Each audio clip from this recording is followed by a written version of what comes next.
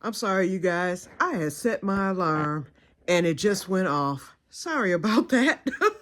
So this is part two. Okay, we left off with stuffing the bag. I'm doing a comparison. We put, actually the smaller shawl is in this bag, but we're going to put the bigger shawl. Let's switch this around. We're going to put the bigger shawl, which is the merino wool shawl, in the bag that has the lining, so that you can see the difference in the stretch of the bag. Now, it'll still make it look funny and shape funny and all that stuff, but it's not going to stretch. It's only going to stretch as far as the lining will allow it. I'm trying to straighten it out, though, so it at least look uniform, because right now it's not. Okay, now we're going to stuff the bag without the lining with the lighter shawl and smaller shawl. Just dropping this smaller shawl in. Although it doesn't look too bad, but see how it's stretched? Think of groceries and vegetables and, you know, whatever else you decide to put in a bag. Even if it's a beach bag, it would stretch out of shape. Fortunately, with this being Noro yarn, it retains its shape once you take the item out the bag. And that might still be true when putting heavier items in the bag.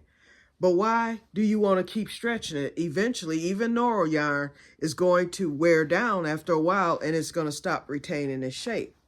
Now, this is the bag with the lining with the heavier shawl. It's not stretched at all. It's just the length of the actual bag. See how it looks? See the difference? Now, this can still stretch, but it's not going to stretch any further than the lining, and that doesn't stretch far. Now let's put it to the test. We're going to put the second shawl in with it, and then I'm going to put both shawls in the unlined bag. So take a mental note here when you see this. Now this bag will get wider because remember, I left the fabric extra wide as well as long, because I want the bag to have room. So here we go with two. See? It almost looks no different. The bag just looks fuller and fatter, of course. But I think it looks nice. Okay? And the strap stretches, so that gives you a little stretch, but it's only going to go so far because I purposely made the straps a little shorter so that it wouldn't stretch so far. Speaking of the straps, you can line the straps, but I would never even attempt it. I've seen where people have done that and it looks beautiful, but no, I'm not doing it. But look at it. I think it looks really nice. Now, this one. And then we're going to get off of here because it's bedtime, y'all.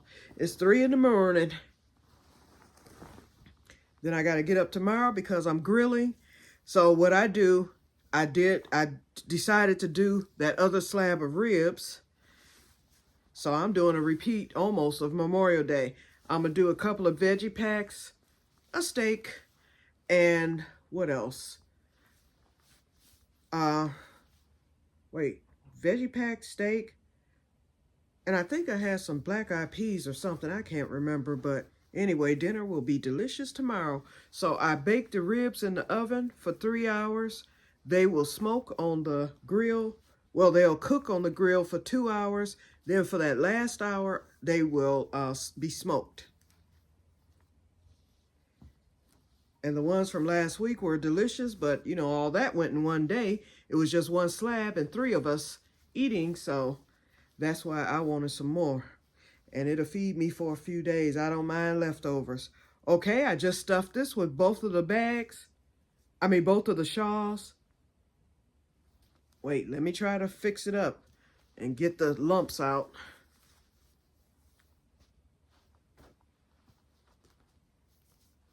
It's really not unlumping because of the stretch. Look at the difference, you guys. See all this?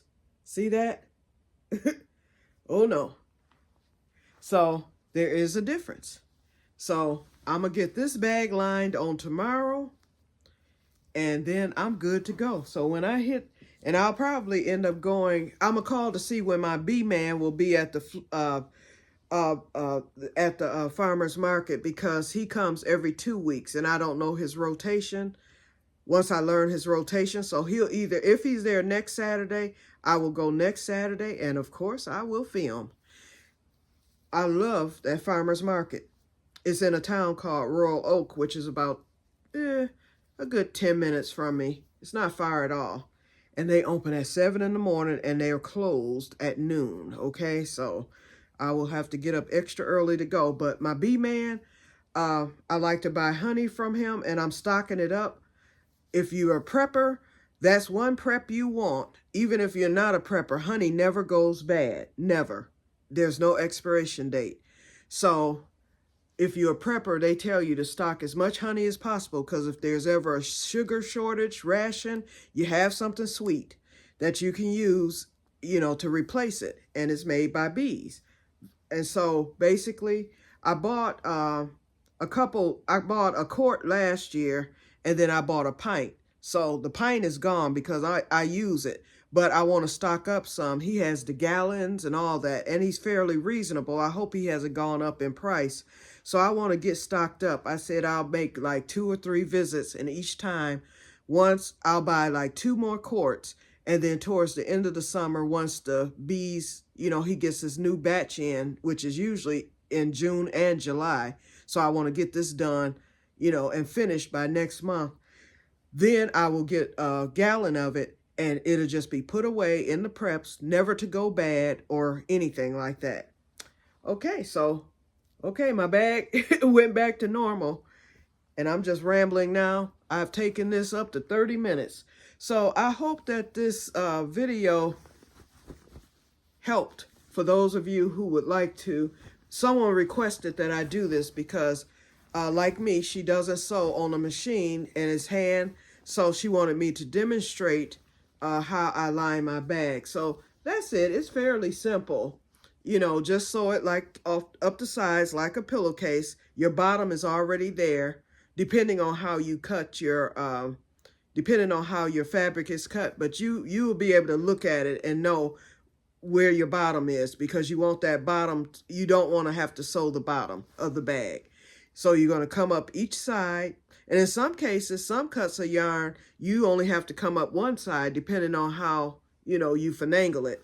But I just usually do the bottom, and then I come up both sides, and then I go around the bag itself, and then I go to the bottom. Remember, we changed that. I went to the bottom, and so none of the fabric shows. I mean, if you look down in the bag, you see the fabric, but with the bag like this, you don't even see the fabric. And you really can't even tell it's in there, with it being black. And you can still see the definition of the diamond mesh stitch and everything. And it's still a market bag, the perfect one. I can put all kind of stuff in this now. The bag will expand wider because of the width of the fabric, but it will not stretch. It has about maybe an extra inch where it can stretch, simply because I made the fabric an inch longer. I wanted more room inside because the liner is now the actual bag, and this is the outer shell of the bag. Okay, I like how it turned out, considering my sewing was very sloppy. So I'm gonna get off of here. I hope you enjoyed this video. Look for my question video. In fact, I should upload it, okay? But I'll wait till later today to upload that this afternoon. And that's a shorter video. I actually stuck to the point for a change and just answered the questions, basically. I did offer explanations, explaining why, but I didn't go into the long story times and all that stuff. So that video is under 30 minutes, thank goodness. So that will be up later, but this is a bonus video because someone requested it, so here it is. Okay, so I will talk to you guys later, and may God bless you all. Bye-bye, and have a wonderful, wonderful day. Let's see, Oh, 9 minutes. Okay, but I know we've gone over 30 minutes, so I will talk to you later. And I'm sorry for the split video. If that alarm had not sounded, it would have been a smooth transition. Okay, bye-bye.